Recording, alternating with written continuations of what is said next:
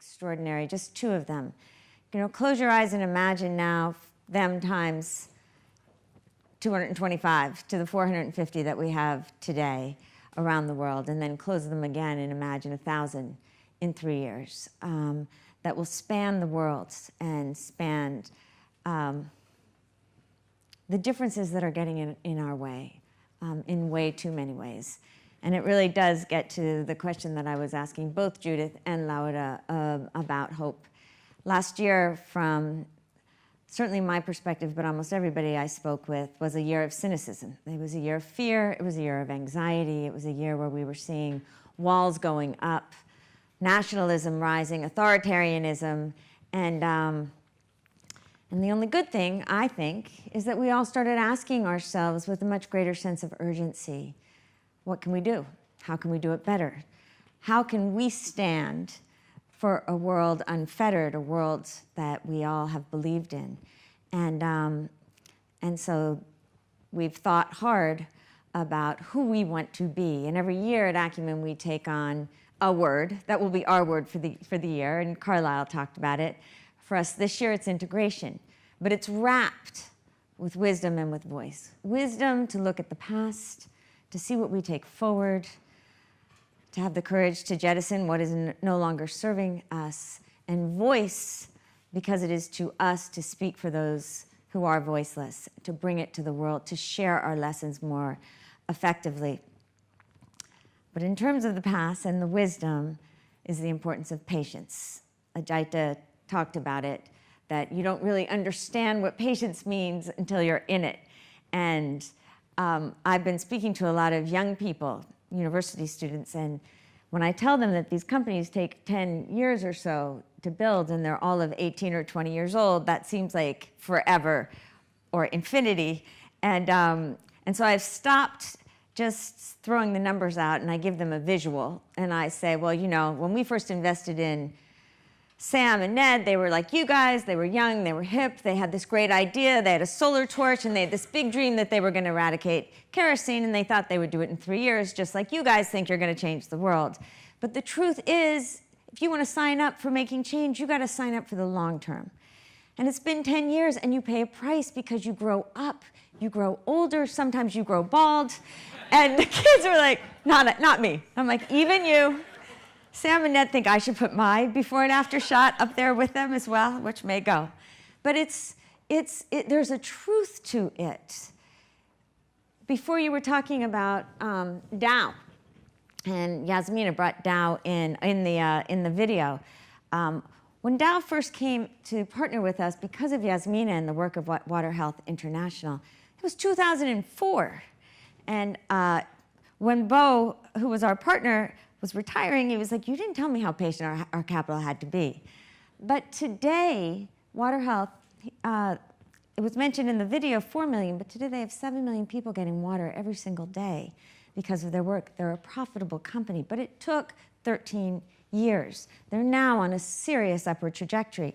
I just spent the last month or so in India and Pakistan, and I got this compressed view of our companies and our leaders and the community around them. So I really got to see what it actually looks like if you've got the grit and the patience to keep fighting, but to hang in there with their companies. Orb is one of our energy companies. You've been hearing a lot about energy, but in the weeks that Mahesh and I were in India, Orb raised a $15 million round of capital. It's on its way. Husk is a really difficult model. Sachin talked about it. It went from rice gasification into a hybrid solar model. And in the time that we were in India, it raised $20 million. It's on its way. LifeSpring, a maternal health care hospital. It is the model for delivering low-cost, affordable quality maternal health care to low-income women. Acumen owns half the company, 14 hospitals. It's profitable. There's a real gem here to be shared with the world. And in Pakistan, Farouk helped do the transition for a nonprofit agricultural microfinance bank into a for-profit. NRSP is now the second largest microfinance bank in the country. It works with 500,000 of the world's poorest smallholder farmers, many of whom had been bonded laborers. That's about 3 million people. And so what we've learned from all of this is not only the patience and the grit, But someone asked Sachin the question of how do we make our decisions? And he talked about you must focus on the poor, you must have the resiliency and the grit. But the real thing that we look at is character. If we have learned one thing, it is when we mess up and we have a failure, it is because we have a failure of character. Either, as Sachin said, you have someone that comes in and they really want to work with the middle class or upper middle class, but they think at some point they'll go and work with the poor, and at least that might be the way that can get Acumen's capital. Not once in 17 years have we seen that work. So let's be honest with our entrepreneurs. The integrity issue is everything. We all know that. But when you have to marry an entrepreneur for 10 or 12 years, you start taking that even more seriously. We have failed when we have taken the wrong bet. And when we talk about moral leadership, which we talk about all the time, we didn't used to think about the power of resilience and grit, and now we see that right at the center of character, of moral leadership. Sometimes even when we bet on the right character, it still fails. And in Lahore, Pakistan, we invested in another distributed water model, which is a really hard kind of water company to build, in an extraordinary individual entrepreneur named Pervez Sufi. We made a mistake, and the environment was also really difficult. The mistake we and he made is we thought that he came from such a powerful business family and he had lots of connections that he could figure out, and we could help him, who would ultimately run it. And when you have to work with government and all these other stakeholders, you need someone who is doing nothing but pushing against it. But much more important than that was the fact that water is a really difficult source to bring to very low-income people. The markets do not work by themselves. And so we've ultimately learned who will get access to safe drinking water and who will not. And so what we've decided to do together is to essentially do an analysis of what went wrong and what went right, and to take it to the government and to show them, because the government of Punjab, where Lahore is, has just had a huge failure itself in trying to deliver safe drinking water to its population. So we can actually now take from our lean data work, the failure that was 8 years in the making, but all of the data that we have to contribute to a much more robust conversation about what it actually takes if we're serious to solve social problems, which is what we must be. So we keep hearing this question then. Well, I've just given some big numbers, big rounds of capital, patient capital. Carlyle answered it. That philanthropy that we need for patient capital is so critical more than ever because the risks are too high. As Carlyle said, the time is too long, the support that is needed is too great. But what we've learned that we do is create markets. And once those markets get created and companies start to get built, then we can actually build facilities or funds. And so Acumen is now in the process of building a number of different kinds of facilities or funds. Hazel and John and the others spoke about the one that we're doing in partnership with Green Climate Fund, ARIF, because we need, if we're working with smallholder farmers, we need to protect downside risk and recognize that the upside won't be as great. And we're so proud to be working with Green Climate because they're also pushing us as a partner to focus on climate change, which very few have done. And thank you for that. The off-grid energy has come out of $20 million of investing on the patient capital side, as Sachin alluded to. Now we've got a real fund that can take big bets and help raise $30 or $50 million rounds, not small rounds, so that we can watch these companies really grow. But just because we're now starting to launch for-profit funds doesn't mean that Acumen has moved away from its mission. In fact, we stand more firmly with the poor than we ever have because we understand what it means. And what these for-profit funds do, one is that recognizing they wouldn't be possible without the philanthropic capital that helped them get built in the first place. But they're allowing us now to have a bit of an arm's length distance. We can integrate into the very way that the managers of those funds are incentivized, a whole focus on impact. And then we can hold them and ourselves accountable to who is actually being served. And in the case of energy, we're seeing a lot of companies starting to create bigger systems, reach slightly wealthier individuals. And so what Acumen then can do is show where the market works again and where it's not. Because the governments where we're working are committed to bringing energy to all of its people. So we can now partner using a stakeholder model and not just focus on impact that really means a focus on shareholders alone. Acumen can stand for all of the stakeholders. But what we keep coming back to, of course, through character, is leadership, that this is such a big piece of what we do. A number of people have talked about the groundswell of young people around the world who want to devote their lives to sustainability, to working on change, to being part of this movement, but they don't have the communities, they don't have the skill sets. Ajay talked about this. This is a lonely road that you're signing up for if you really want to make change in these markets using the tools of capitalism as a starting point. And so our commitment to expanding what we do is very deep. But what we're seeing is not just some of what you heard. It's not just seeing even these young fellows that are simply idealistic. They're starting to teach us what's happening with innovations at the very edges. They're starting to build new business models, the likes of which we've seen too little of. Like Ankit Agarwal in Kanpur, India, is building a real circular economy model. He noticed that 8 million metric tons of flowers are thrown into the Ganges every year in India as blessings for the god from the temples. And so what he's doing is collecting those flowers so they don't go into the rivers because they're covered with pesticides that not only pollute the river but spread disease. And he's transforming the flowers into vegan leather, warming compost, and incense sticks that will go back to the temples as blessings. But he's doing more than that in terms of thinking through the stakeholders. The women that he hires to work and do this transformation are all from the scavenger caste, which is the lowest caste in India. These are individuals who are tasked with cleaning toilets in latrines. And instead, now they have a beautiful workplace where they're served tea twice a day and meals. And to see their transformation says nothing about the transformation of the flowers.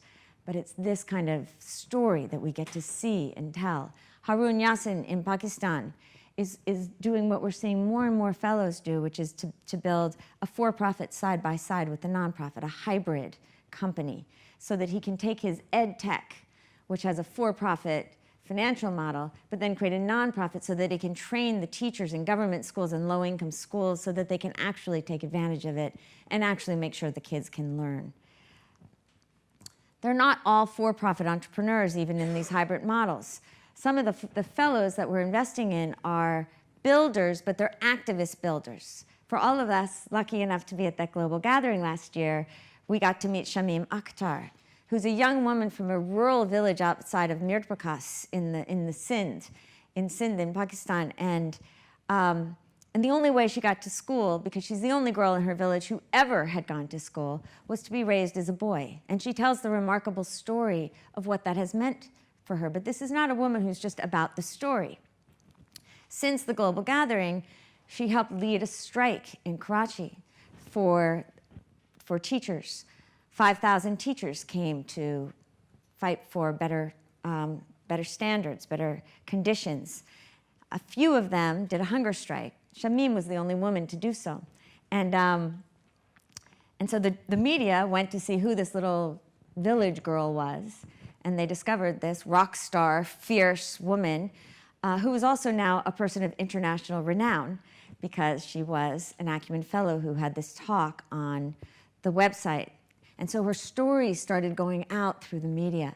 And Shamim feels that that story was very much connected because of the visibility to them winning the strike. And so we're starting to think more entrepreneurially ourselves about how change happens, how these fellows can teach us.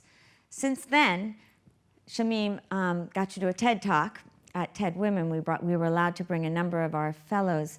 And it only has been up for about 2 weeks, and over 500,000 people have heard this story of a young woman from Mirpakas who's changing her nation. Our fellows are beginning to build entrepreneurial ecosystems also in those areas that are too often pushed aside. areas like Nagaland, which is one of the poorest states in India, in the northeast. We only have 3 fellows. And yet, those 3 fellows are building a whole community of wannabe entrepreneurs that want to change their countries, that want to get rid of the baggage that their parents hold and build a new narrative for the future. But many of them lack the skills. We can't go in there and make them all fellows, but what we can do is use Plus Acumen, which now has touched 600,000 people around the world through courses that we've put online in entrepreneurship and marketing and lean data and lean startup. And one question that we have is, how can we work more effectively with the fellows so that they can work more effectively in their community? But as I said before, even at the global gathering, this is not just about the fellows. Over the last 17 years, what we've really come to understand at Acumen is that we are a unique community. We're a platform. On that platform exist some of the wealthiest people in the world and some people from garbage picker communities, from the scavenger caste, who are leaders, who feel voice, who get seen, who are the antidote to a world of us and them. And so the question that we're starting to ask ourselves is, how do we accelerate and catalyze that platform so that all of us can start working across it without necessarily being mediated by Acumen? That's the big change that we're starting to see in the world that technology can offer us.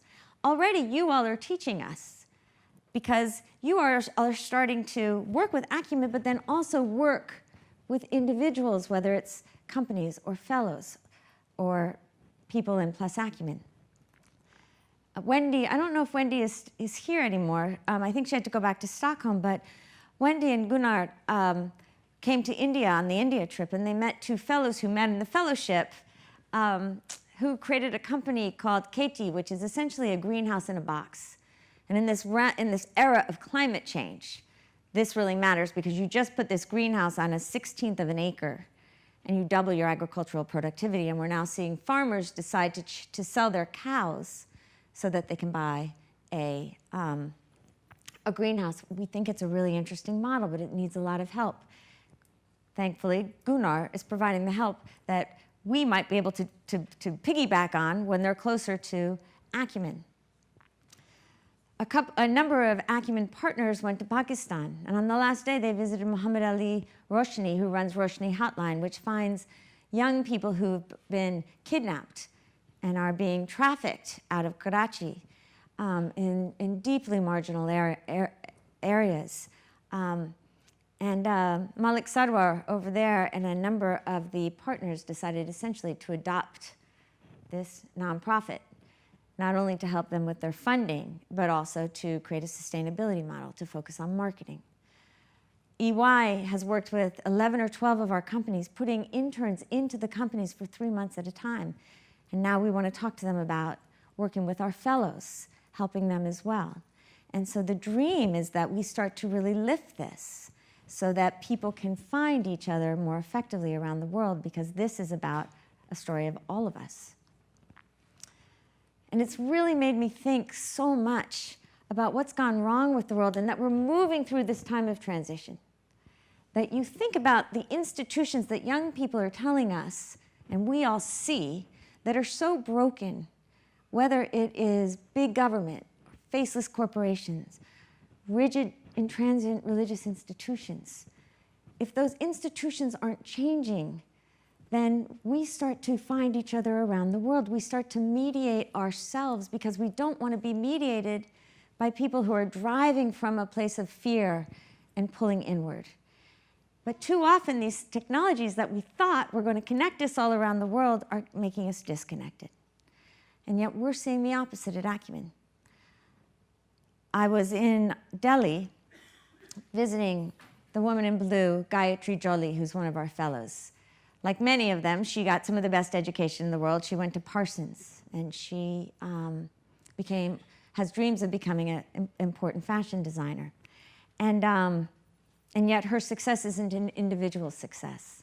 And so in Delhi, she works with different groups of women But this one that we got to visit was from the Gujarat community, which is a very marginal community. And we've already heard people talk today about child brides. This is a community very much known for child brides.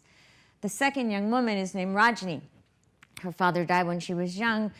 She couldn't go to school. She's been working to try to support her whole family, and they're barely surviving. But she's a very talented tailor. She heard about Gayatri's workshop. And Gayatri sees that Rajani is one of the most talented tailors that she's come across, and she's making her a master G, a master tailor. And so one of the things that the group did was gift me a jacket that they were going to make for me. And so Rajani took me in a little room, and she was doing my measurements, and all of a sudden I saw her whole face light up, and I said, "What are you thinking?" And she said, "Madam, I got you exactly." And I said, "What do you mean by that?" She said, "I made the pattern already. I don't have to change 1 centimeter of the measurements." I said, "How?" She said, "YouTube. I was studying you." And I was like, "Okay." And then she came with these 2 piles of fabric, of course, in the exact kinds of colors that I love. And I said, "I'm not even going to ask you how you knew what colors I love." She laughed. And so I said, "I'll let you gift me one, but then I want to buy a second jacket." And Rajni, this young woman with a 7th grade education, looked at me and she said that that was really wonderful, and that maybe I should go on Pinterest, find a photograph of a jacket that I really liked, WhatsApp it to her. She would make it. I could pay Anjali through the internet somehow, and then they would figure out how to get it to me using the old-fashioned Silk Road way through the Acumen networks. And I thought to myself, there it is. That if we are ourselves willing to think differently about who we are in the world and come to each other as equals, not be mediated by a big charity that asks us for money so that maybe, hopefully, Rajni will get something, but rather base our relationship on the trust that we each have in Gayatri. Then you can start to imagine the 1,000 fellows and the corporations and the people they represent, and the Acumen partners and the people we represent, and the team and the entrepreneurs and the employees. And we start extending our trust to one another. And then we start extending what we can offer one another. And then you can start to see the world that we dream. And it's in our hands. I can see it now because of what you all have done, because of what you all have given. You teach us in ways that you don't even know. And so on behalf of all of us, I just want to thank you for standing with Acumen so that together we can stand with the poor. So here's to the future.